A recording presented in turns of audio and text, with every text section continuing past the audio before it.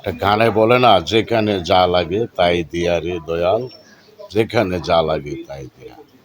তো বিশ্ববিদ্যালয়ের মধ্যে এখন শিবিরেরই প্রয়োজন, কারণ শিবির সারা সেখানে কন্ট্রোল করতে পারে না।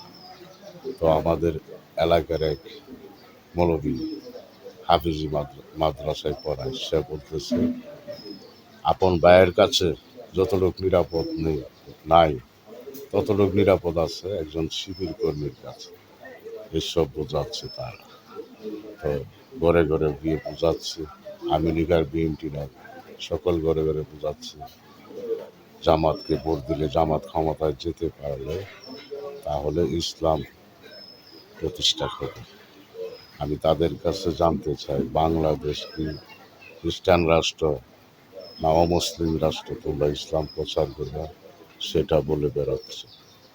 তোমাদেরকে কি বলবো এসব কথা? ৩৬০ জন আউলিয়ারা, আল্লাহর অলিগণ, তারা ইসলাম প্রচার করেছে, আর তোমরা এখন নতুন করে সেই ইসলাম ধ্বংস করার চেষ্টা করতেছো যে তোমরা ইসলাম প্রতিষ্ঠা করবে। এই ইসলাম কি ইসলাম না?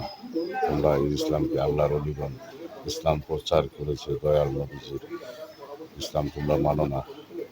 তোমরা কোন ইসলাম প্রচার করবে সেটা তোমাদের কাছে আমাদের প্রশ্ন, বাংলাদেশের সাধারণ জনগণের প্রশ্ন তোমাদের কাছে, তোমরা কোথাকার ইসলাম প্রচার করবা?